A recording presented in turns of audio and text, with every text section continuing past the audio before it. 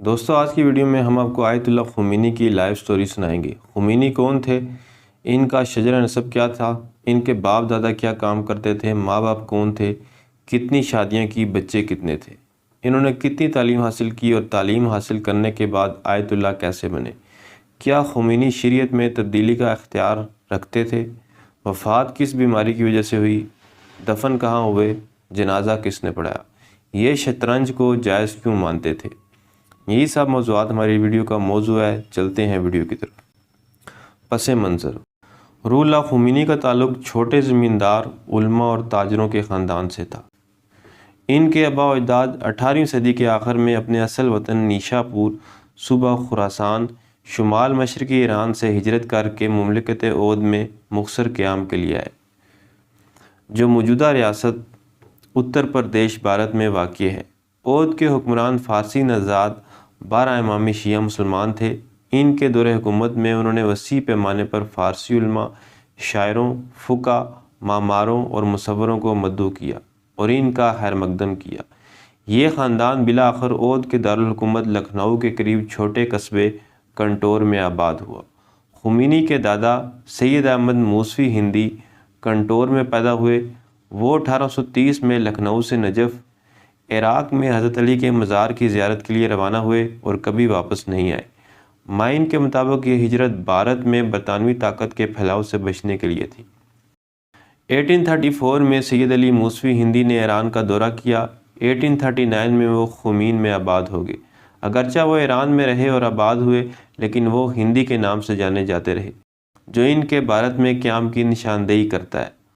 اور روح اللہ خمینی نے بھی اپنی کچھ غزلوں میں ہندی کو کلمی نام کے طور پر استعمال کیا۔ خمینی کے دادا مرزا احمد مجتہد تمباکو احتجاج کے دوران تمباکو کے استعمال کو ممنوع قرار دینے والے اور فتویٰ جاری کرنے والے عالم تھے۔ بچپن: ان کے پیدائشی سرٹیفکیٹ کے مطابق روح اللہ موسوی خمینی 18 مئی 1900 کو خمین صوبے میں پیدا ہوئے، حالانکہ ان کے بھائی مرزا ان کی پیدائش کی تاریخ 24 ستمبر 1902 بتاتے ہیں، جو حضرت محمد کی بیٹی فاطمہ سلام اللہ علیہا کی پیدائش کی سالگرہ ہے۔ ان کی پرورش ان کی والدہ آغا خانم اور ان کی خالہ صاحبہ نے کی۔ روح اللہ نے 6 سال کی عمر میں قرآن اور ابتدائی فارسی کی تعلیم حاصل کرنا شروع کی۔ اگلے سال انہوں نے ایک مقامی اسکول میں داخلہ لیا، جہاں انہوں نے مذہب، نوحہ خوانی اور دیگر روایتی مضامین سیکھے۔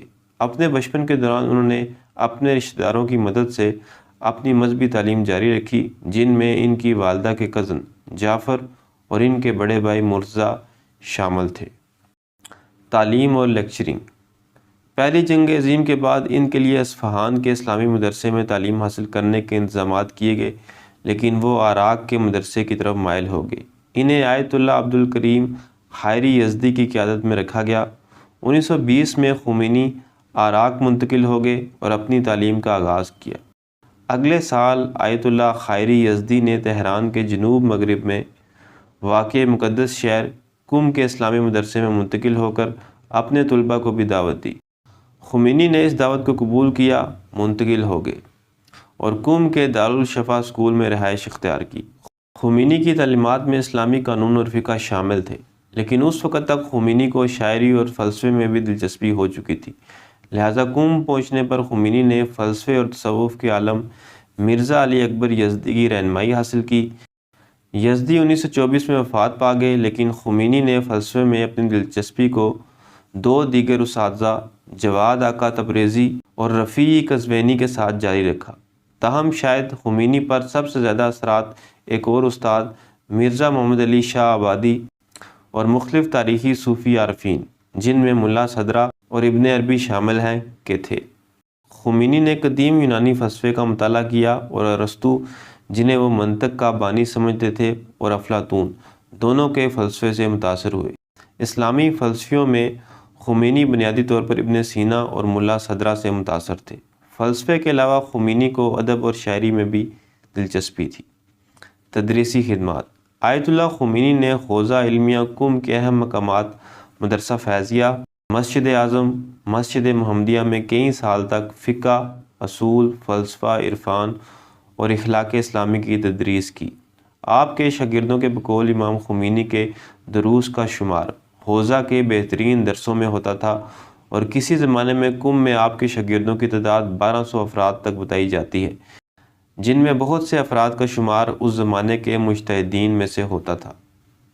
شریک حیات اور اولاد: سید اللہ خمینی نے سن 1929 میں شیعہ عالم دین محمد سقفی تہرانی کی صاحبزادی ختیجہ سقفی سے شادی کی۔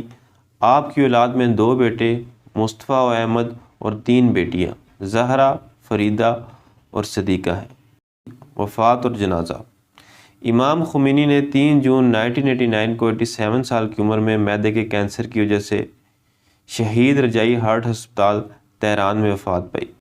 5 جون کو تہران میں آپ کا جنازہ ہوا۔ شیعہ مرجع تقلید آیت اللہ سید محمد رضا گل پائے گانی نے آپ کی نماز جنازہ پڑھائی اور مورخہ 6 جون کو تقریباً 1 کروڑ عقیدت مندوں کی موجودگی میں آپ کو بہشت زہرا قبرستان کے جوار میں دفن کیا گیا۔ یہ مقام آج کل حرم امام خمینی کے نام سے مشہور ہے۔ گینیز ورلڈ ریکارڈ کی آفیشیل سائٹ نے امام خمینی کی تدفین میں شرکت کرنے والوں کی تعداد کو ایران کی اس وقت کی آبادی کا 6واں حصہ اور اب تک کا سب سے بڑا اجتماع قرار دیا ہے۔ ایران میں ہر سال 5 جون کو امام خمینی کی رحلت کی مناسبت سے پورے ملک میں سرکاری چھٹی ہوتی ہے۔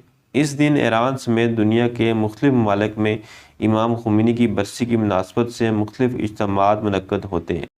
ایران میں امام خمینی کی برسی کا مرکزی اجتماع تہران میں امام خمینی کی مرکز پر منعقد ہوتا ہے، جس میں پوری دنیا سے مذہبی اور سیاسی قداور شخصیات شریک ہوتی ہیں۔ اس اجتماع سے ایران کے موجودہ سپریم لیڈر سید علی خامنہئی خطاب کرتے ہیں۔ ولایت فقیہ: امام خمینی نے اپنی زندگی کے آخری ایام میں ولایت فقیہ کے نظریے کو بیان کیا اور فقیہ کے اختیارات کو پیغمبر اسلام اور ائمہ کے اختیارات کے برابر قرار دیا۔ اس نظریے کے مطابق فقیہ حاکم مصلحتوں کی بنیاد پر ایک حکم شرعی کو وقتی طور پر نافذ ہونے سے روک سکتا ہے۔ شطرنج کا جائز قرار دینا: شطرنج اہل تشیع کے اکثر علماء کی نظر میں حرام ہے۔ امام خمینی نے سن 1367 ہجری شمسی میں ایک سوال کے جواب میں کہا، اگر یہ آلات کی مار سے شمار نہ ہوں تو اسے شرط کے بغیر کھیلنا جائز ہے۔ یہ فتویٰ نادر ہونے کی وجہ سے اس پر کافی بحث کی گئی۔ امام خمینی کے ایک شاگرد نے اعتراض کے طور پر امام کو خط لکھا۔ امام خمینی نے اس کے جواب میں ایک تو اپنے فتوے پر تاکید کی اور دوسرے دیگر فقہا کے فتوے پر اعتراض کیا۔ دیوان شعر: امام خمینی کی رحلت کے 1 ہفتے بعد پہلی بار آپ کے کچھ اشعار نشر ہوئے۔ عرفانی مضمون کے حامل یہ اشعار بہت تیزی سے لوگوں کے درمیان مشہور ہو گئے۔ کچھ عرصے کے بعد امام خمینی کے اشعار کا ایک مجموعہ شائع کیا گیا جس کا نام دیوان امام رکھا گیا۔ دیوان شعر امام ایسا مجموعہ ہے جس کے 6 ابواب میں غزلیں، رباعیاں، قصیدے، بند اور مختلف جگہ سے جمع کیے گئے اشعار ہیں۔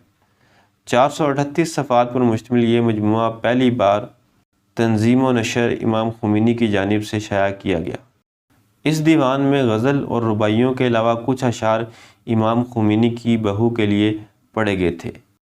تو دوستو، یہ تھی میری آج کی ویڈیو پسند ہے تو چینل کو سبسکرائب کریں۔ ملتے ہیں اگلی ویڈیو میں۔ اللہ حافظ۔